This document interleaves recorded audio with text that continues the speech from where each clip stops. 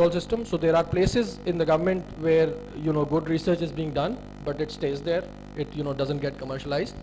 So it stunts the virtuous cycle of investment in research and then return from that research. The private sector doesn't participate. If you expect a scientist from PCSIR to commercialize something, it's not going to happen. So private sector needs to be a more proactive partner in that. I believe that at least by year 2020, the private sector must contribute at least 50 billion rupees in science and innovation in this country. And when I tell this to some of the leading industrialists in the country, they are taken aback. 50 billion is the number that they don't understand. However, I am not naive enough to say that you just put the money in for philanthropic reasons. Next one, yeah. So I want these industrialists to make 500 billion rupees to 1 trillion rupees from this investment. So if they were a pharmaceutical company, they would spend between 5 to 10% of their sales into R&D, and they will make a lot of money. And so this is the challenge, and this is the opportunity at the end of the day. Industry needs to get involved massively, and I think that's the message that needs to be communicated. The case, the business case for this needs to be made, etc.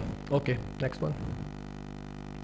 Yeah, so the real challenge here is to create an economic opportunity worth $500 billion to $1 trillion rupees in maybe the next 10 years that could be unlocked only through innovation. So the companies that are not innovative could not participate in this. The companies that are innovative are able to participate in this.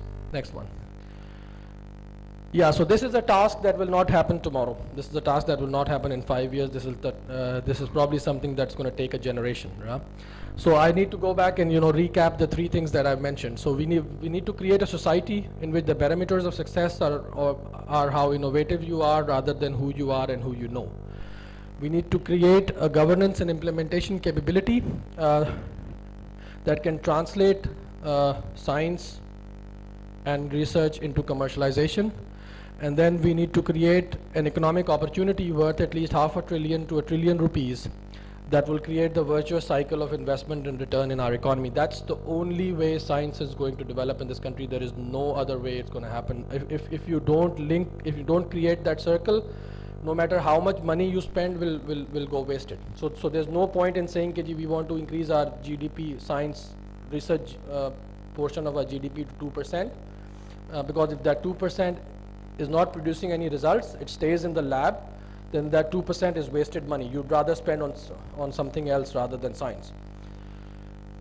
Okay, so this is the challenge that we face, right? And unfortunately, there is no entity in Pakistan that is a champion of innovation at this point. And 6 months ago, as we were finishing our study, and we were coming to these very strong conclusions, we began thinking about how to do this. Obviously we are all aware of the mess that our government is in, and maybe in the future as well. We've also sort of made a case that it has to be a private sector activity, right? Because private sector is the one that's going to take this forward. And we came across this idea of creating an innovation foundation in Pakistan. This would be an apolitical, private sector driven, private sector funded, hopefully donor supported at some point, a foundation that will become the champion of innovation in this country.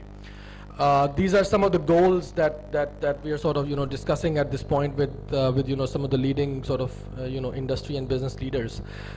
So create and execute a program of awareness activities aimed at highlighting success and creating role models for promoting science and innovation in this country. Identify and actively create opportunities for wealth creation. Become the lead champion and advocate of innovation, and you have to work really hard to have Pakistani governments budge on this. One of the very senior leading industrialists of this country, when I told him about this, he said, but you understand, the government doesn't want us to make money. And I said, you're absolutely right, but what do you do then? Do you just sit down and say, okay, the government doesn't want me to make money and I'm not going to do anything about it? So you have to do advocacy, you have to work hard, and you have to get lucky about it actually. Then we want to carry out a national program of research and analysis to, map innovation in this country, identify gaps, undertake international benchmarking, the usual stuff. Raise public, private, and donor support for implementing the program agenda, and convene key stakeholders from the public, private, and academic sectors through events, workshops, training programs, conferences, etc. So, this is a concept that is being discussed right now. Next slide.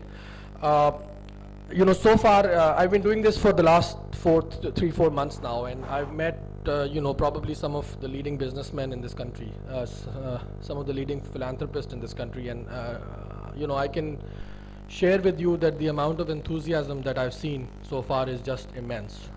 I've discussed this with people, innovators in this country who would ultimately have to be part of this ecosystem. And I was talking to one of the guys day before yesterday, and he, quickly, I want to introduce you to this person, and I want to introduce this person. I've got this great idea, and I really want to work with you and all that. And I told him, I said, look, it seems to me that my fear is not that we will create this foundation and nobody will come. My fear is that we will create this foundation and so many people will want to join in that we would find it difficult to manage that interaction. And you will get upset and you will get frustrated, and then the whole thing will collapse. So I think our greatest challenge in doing this is probably not the money. I think we've got handle on some extremely promising leads there. Our greatest challenge would be how do you structure this interaction in a way that it actually works and people don't get frustrated and their creative energies and are properly channeled. So here is an opportunity. We are looking for about 10 or so founding members of this foundation. I think I've got about 7 who have at least verbally sort of committed to me. So we're looking for another 3 to 4 probably, who could seed an operation that would fund about 5 to 6 people and some events and that sort of stuff. During the last couple of years, I've had conversations with a number of donors who are involved with the Atlas project and who are involved still with this whole activity, and they've communicated me repeatedly, that if you have a credible capability on the ground that has the means to deliver with the right kind of people behind it, bringing money from abroad or inside Pakistan is not a problem. I was talking about this with Sayyid Babad Ali at LUMS, and I was saying if you put in this much money, we can get USAID to fund the rest and DFID and all that. And he said to me, Athar, if what you're saying is right and if it's done the right way, don't think about USAID or DFID, we will put the money. So that's the kind of enthusiasm that I've already seen from amongst the business community in this country. I think if we can execute upon this idea, we have the makings of a revolution in this country, and I'm talking about an economic opportunity worth $500 billion to $1 trillion. We've already in the process of setting up a very prestigious advisory board comprising of scientists, businessmen, innovators, and social visionaries. Initial programs are being defined. We are still looking for some founding members, after which we will open the foundation to other sort of philanthropists and businessmen as well. And I hope this is going to happen. And our hope is that when we launch our report in March, April, we will announce the foundation alongside. And I would love to have a conversation about this with anybody and everybody who wants to have a chat about it. There is a concept paper that I can share with you. There's a business plan that is being developed, and hopefully we will work together to create an innovation ecosystem in this country. Thank you.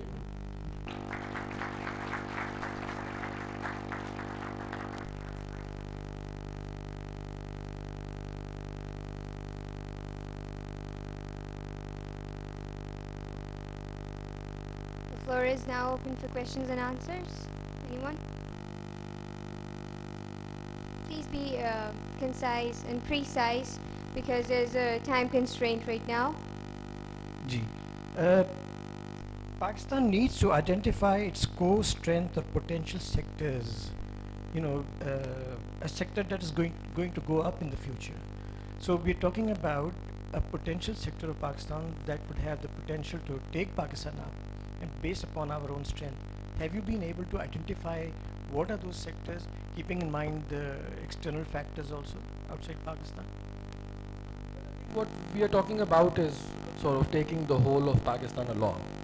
Obviously, most different sectors will have different rates at which they could be made innovative, or whichever way you want to put it. I think agriculture and dairy is such a huge opportunity in Pakistan. Food is such a huge opportunity in Pakistan, and you look at what other countries have done with just the food sector, which is a small low-tech sector.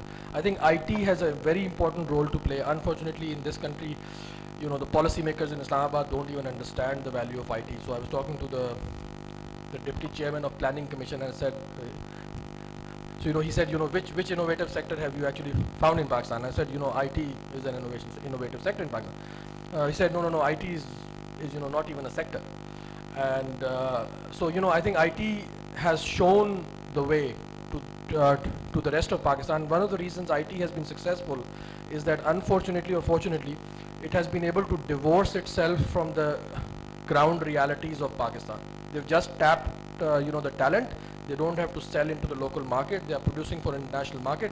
So, जो मैं बात कर रहा था कि we live in a society where your prosperity and success depends on how innovative you are, is true for IT because it sells into an innovative market, right? It doesn't sell into Pakistan as much as, if all IT firms were just doing domestic work, IT wouldn't be as innovative as it is.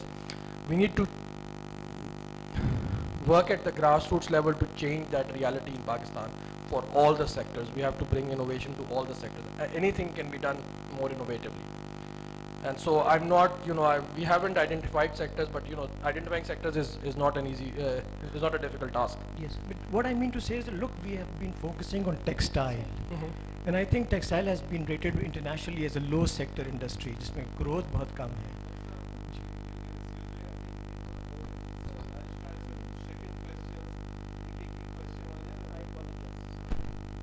We can have a chat after that. So one last question. I just wanted to, in fact, it's an excellent presentation, I must say. I'm Dr. Muzaffar from NED. The innovation you gave about the aircrafts and the telescope, what about innovation in the agriculture sector? Have you come across people coming up with, because I saw this at Abdul Latif University, a date research center. They were working on dates and all that. Absolutely marvelous. There is and so I much. think they have a great way to go if they can be. I think, probably as come I out. said, in agriculture, the problem is not. So one is the issue that I showed you about funding, right? Agriculture is sometimes we put in a lot of money, but it's not. It's a neglected sector, really. But the issue in agriculture is that of execution. So we have things that are lying in the lab. Nobody can commercialize it. Nobody can implement it. It doesn't. So if 8-10% of your farmers get the best quality seed, we can't do the things that are easily done. I mean, innovation to agriculture बहुत बाद में आएगी. But absolutely, agriculture, yeah, we can double, triple our GDP by just doing things right. There were many other people.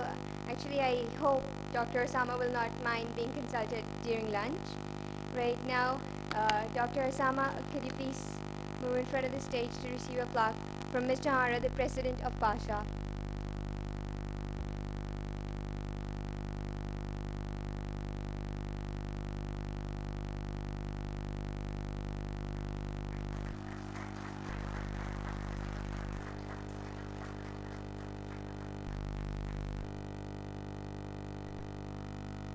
Thank you very much, Dr. Osama, and thank you very much, Ms. Jahara.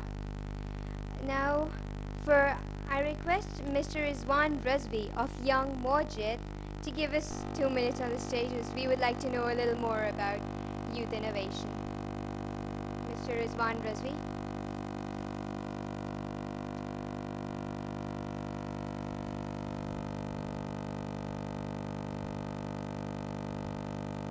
Thank you. First of all, you have to know this was totally not scheduled. It just so happens that what I'm going to tell you now is it syncs with everything that has been said this morning, and especially the last presentation that was just made. Young Mojid, I'm the company that I represent, and that we're a group of social entrepreneurs. I'll be very, very brief, as quickly as possible. We are trying to launch an innovation ecosystem in Pakistan. To cut a long story short, we have just launched a pilot program in Sakhar IBA, which is a jewel in the academia of this country. Very few people actually know about it. These are the kind of institutions that need to be supported across Pakistan. The way we've constructed our, the way we see the way forward is there has to be a partnership between the private sector. This is what we are.